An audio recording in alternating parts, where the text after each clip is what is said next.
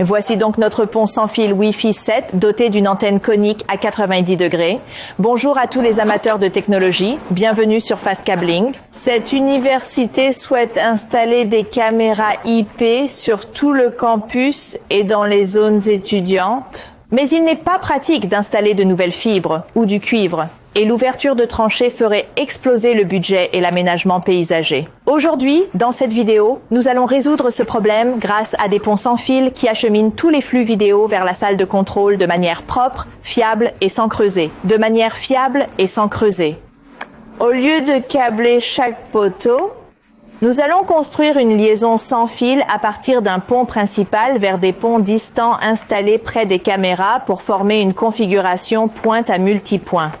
Le point à multipoint, c'est comme si un seul orateur parlait à plusieurs auditeurs. La station de base est installée sur un point élevé, comme un toit ou un poteau central, et autour du campus, de petites unités réceptrices appelées Remote Bridge ou Subscriber Bridge écoutent et répètent leur connexion localement afin de pouvoir transmettre la vidéo au maître. Retour au maître. Les ponts sans fil traditionnels utilisent donc souvent des faisceaux étroits qui couvrent une partie de l'horizon, souvent autour de 30 degrés. C'est une bonne chose pour une liaison unique, mais ce n'est pas le cas lorsque les caméras sont réparties sur tout le campus. Un cornet à 90 degrés permet à un seul mètre de couvrir un large secteur, remplaçant souvent 2 ou 3 configurations plus étroites. Avec un seul secteur, toute la périphérie du campus est désormais couverte, offrant une protection totale. Lors de la planification, vous devez marquer chaque poteau de caméra sur la carte, puis choisir un point de montage central élevé avec une ligne de mire claire. Les toits sont parfaits. Notre pont sans fil Wi-Fi 7 est donc équipé d'une antenne conique à 90 degrés. 90 degrés signifie que chaque station de base peut couvrir un secteur 3 fois plus large que les 30 degrés habituels. Et avec une seule station de base, nous couvrons un quart du campus. C'est parfait pour une cour ou un côté entier de l'école. Et comme il s'agit de Wi-Fi 7, vous bénéficiez d'une efficacité de dernière génération. Le boîtier du pont sans fil est robuste et conforme à la norme IP67. Cela signifie qu'il est conçu pour résister aux intempéries comme la pluie et la poussière. Vous pouvez l'alimenter et le relier directement grâce à l'alimentation par Ethernet.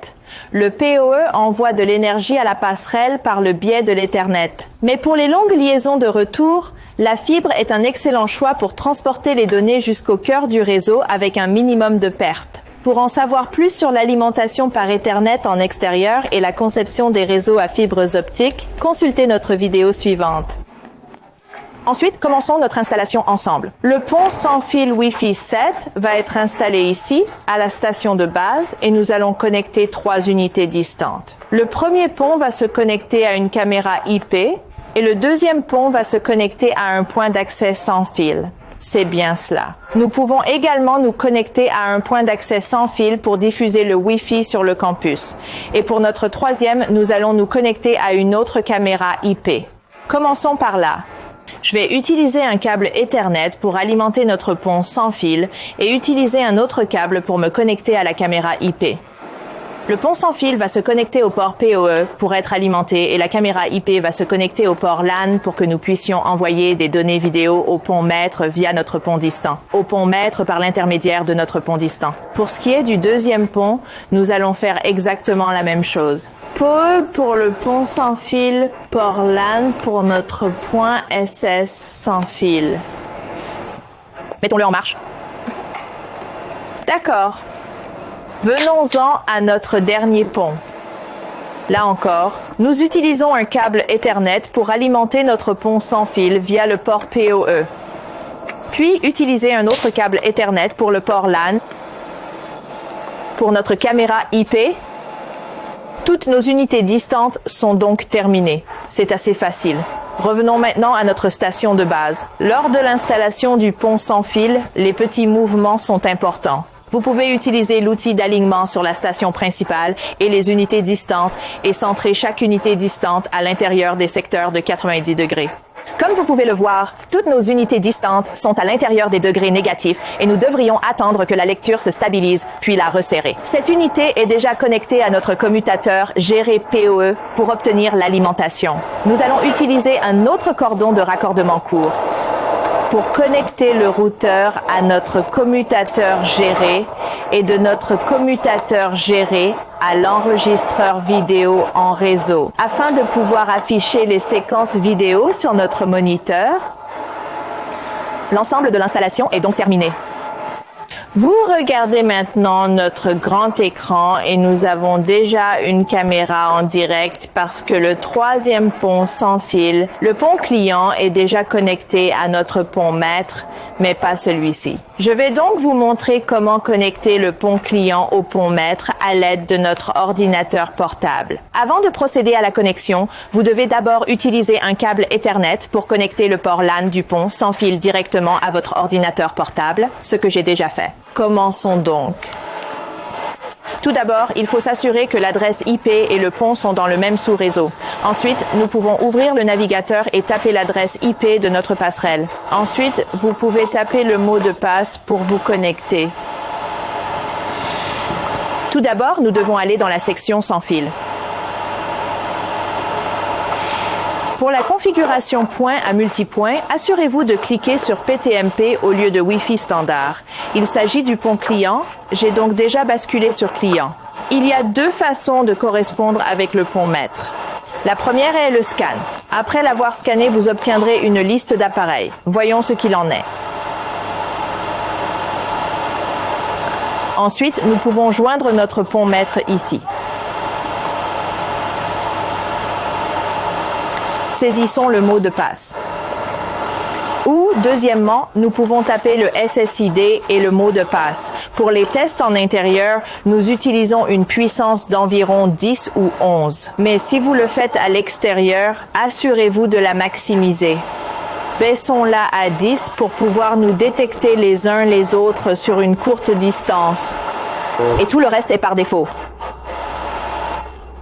Maintenant, sauvegardons et appliquons. Et attendons que se connecte.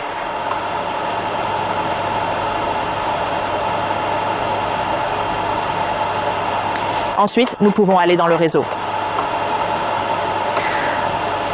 Nous pouvons utiliser l'adresse IP statique pour la saisir. Changeons-la, peut-être à 169. Ou vous pouvez utiliser DHCP, mais si vous utilisez DHCP, assurez-vous de télécharger un logiciel spécialisé pour découvrir l'adresse IP. Ce logiciel est également capable de gérer les VLAN. Maintenant, sauvegardons et appliquons.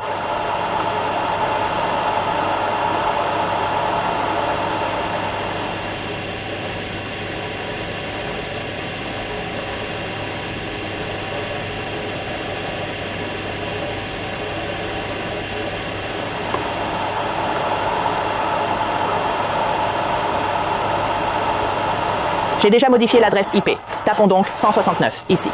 Saisissons 169 ici.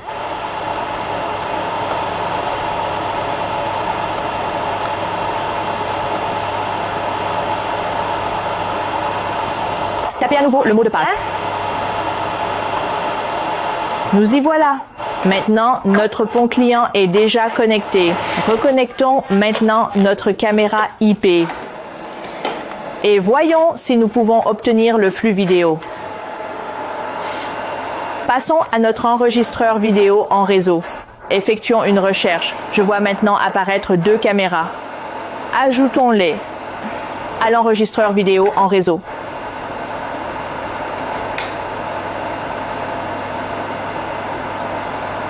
Nous y voilà. Nous avons maintenant deux caméras en direct. Je vais faire un signe de la main. Vous pouvez donc voir la première et la seconde.